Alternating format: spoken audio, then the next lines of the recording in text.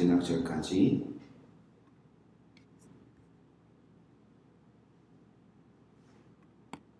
열왕기하 18장 13절에서 37절, 말씀은 33절에서 37절까지 읽도록 하겠습니다. 제가 대신해서 봉독해 드리도록 하겠습니다.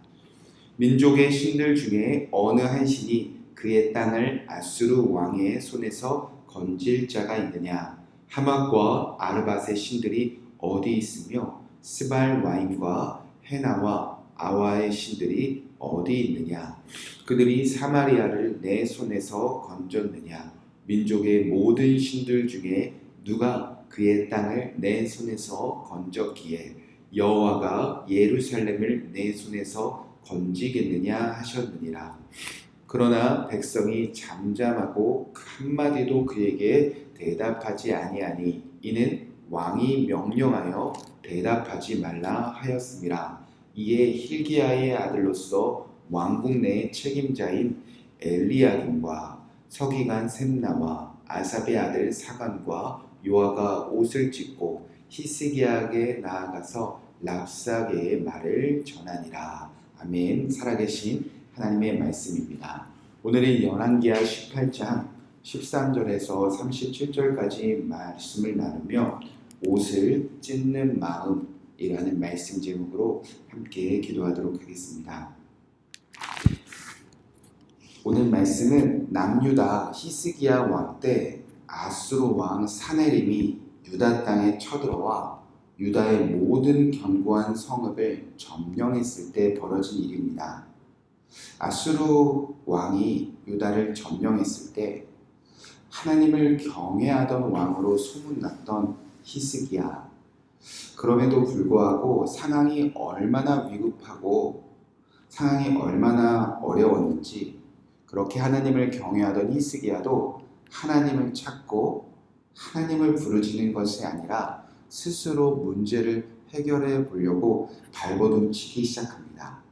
히스기야는 부랴부랴 아수르 왕에게 사신들을 보냅니다. 그리고 무엇이든지 요구하는 것이 있으면 다 들어줄 테니까 제발 이 유다 땅에서 나가달라고 부탁을 합니다.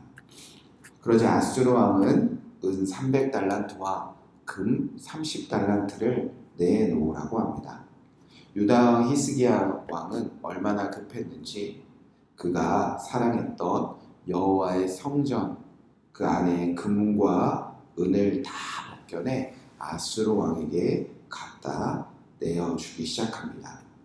자, 그렇게 여호와를 경외했던 히스기야마저 하나님의 성전을 헐어 아수르 왕의 금을 내어주는 그런 사건이 이제 남유다 땅에 벌어지게 되었습니다. 자, 하나님을 의지하지 않고 하나님을 찾지 않고 너무 급한 나머지 자신의 뜻대로 이 문제를 해결하려고 했으니 남유다의 문제가 해결될 리가 있겠습니까? 남유다는 더 큰 어려움에 처하게 되어집니다. 17절 말씀에 보면 아수르 왕이 다다름과 랍사리와 랍사게로 하여금 대군을 거느리고 와서 라기스에부터 예루살렘에 가서 히스기야 왕을 치게 하며, 자, 아수르 왕은 받을 것은 다 받고도 오히려 더 많은 군대를 보내서 히스기야 왕이 다스리던 유다를 치기 시작합니다. 뿐만 아니라 아수르 왕은 그의 사신들, 특별히 랍사게를 통해서 히스기야와 유다 사람들을 조롱하기 시작합니다. 19절 말씀해 보니까 랍사게가 그들에게 이르되 너희는 히스기야에게 말하라. 대왕 아수르의 왕의 말씀에 내가 의뢰하는 이 의뢰가 무엇이냐. 자, 이 말은 너희가 무엇을 의지하며 살았느냐 라고 묻는 제목입니다. 히스기야, 유다 사람들아, 너희가 무엇을 의지하고 살길래 우리 아수르를 무서워하지 않느냐? 왜 우리에게 그동안 조공을 바치지 않았느냐? 그렇게 히스기야와 유다 사람들에게 무엇을 의지할 것이 있느냐라고 하나하나 조목조목 따져가면서 조롱하기 시작합니다. 20절 말씀에 보면 유다, 너희에게 너희가 의지할 군사력이 있느냐라고 묻기도 하고요. 또 또 21절에 보면 너희가 아수르가 아닌 다 망해져 버린 애굽을 의지하며 사는 것이냐라고 묻습니다. 그리고 가장 중요한 질문은 22절 말씀인데요.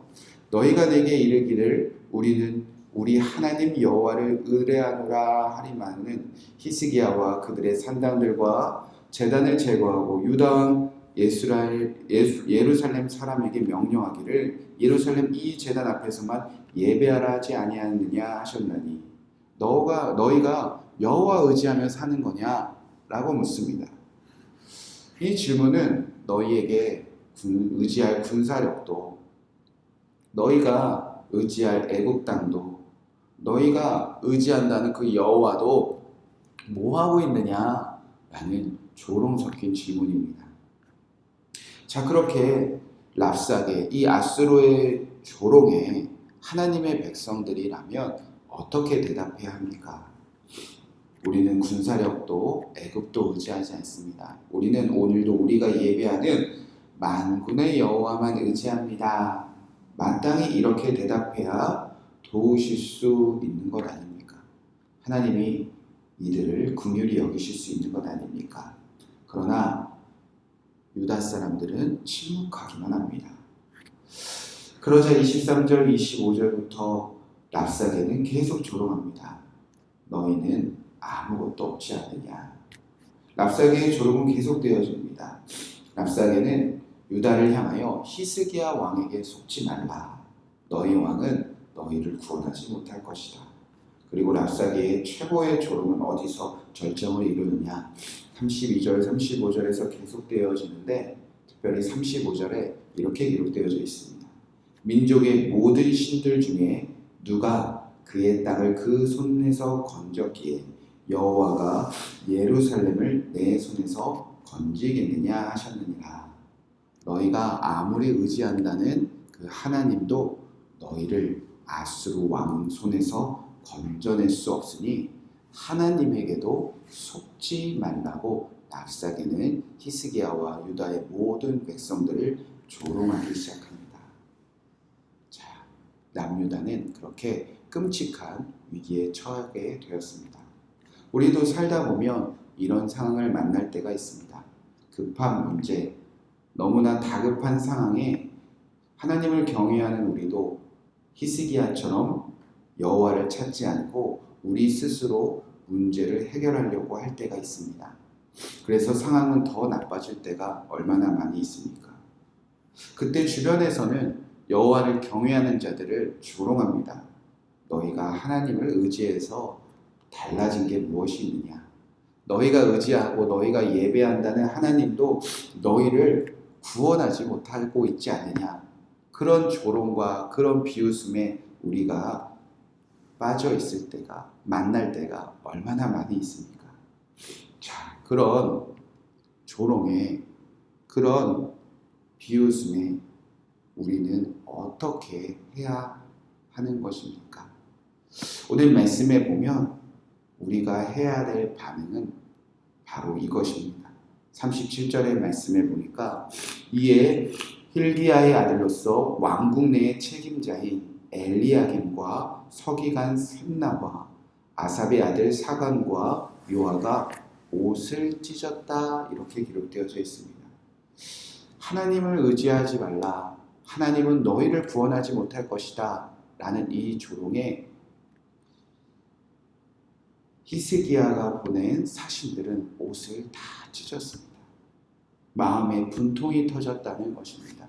마음에 애통함이 일었다는 것입니다. 뿐만 아니라 19장에 넘어가 보면 드디어 히스기야 왕은 어떻게 반응을 합니까? 19장 1절에 보니 히스기야 왕이 듣고 그 옷을 찢었다 라고 기록되어져 있습니다. 여러분 옷을 찢어보신 적이 있습니까? 얼마나 분통하고 얼마나 애통하고 얼마나 억울하면 옷을 찢기까지 합니까? 하나님은 의지할 뿐이 아니야. 하나님은 너희를 구원을 못해 라는 세상의 조롱에 이스라엘 백성들은 침묵으로 끝나지 않고 옷을 찢으며 애통하며 분노하며 울분을 터뜨렸다는 겁니다. 그런데 이 애통함이 유다를 살린 작은 불씨가 되어 이제 타오르기 시작합니다. 사신들의 애통함과 이 히스기야의 애통함이 남유다를, 히스기야를 다시 하나님 전 앞으로, 하나님 앞으로 나아가게 만들었다는 것입니다. 우리도 때때로 급한 문제가 생겼을 때, 그러나 아무것도 의지할 것이 없을 때, 하나님마저 나를 구원하지 않을 것 같다는 세상의 조롱에 시달릴 때 우리가 해야 될 일들은 옷을 찢는 마음입니다. 그 옷을 찢으며 하나님께 나아가기만 한다면 그 애통함과 그 분통함과 그 억울함을 들으시고 하나님은 우리를 구원하시고 우리를 살려주실 것입니다. 오늘 우리가 이 말씀 붙잡고 우리 삶의 모든 문제를 가지고 옷을 찢는 마음으로 기도해 보시기 바랍니다. 가족 안에서 일어나는 일들, 우리 교회 안에서 일어나는 일들, 이 나라에서 일어나는 일들, 온 열방에서 일어나는 일들, 하나님 어디 계십니까? 하나님 우리를 구원하실 것입니까? 그런 세상의 조롱에 오늘 옷을 찢는 마음으로 애통해하며 여호와께 가까이 나아가시는 우리 귀한 성도님들 되시길 주님의 이름으로 축복의 말씀을 드립니다. 이 말씀 붙잡고 우리가 함께 기도하도록 하겠습니다. 첫 번째 기도할 때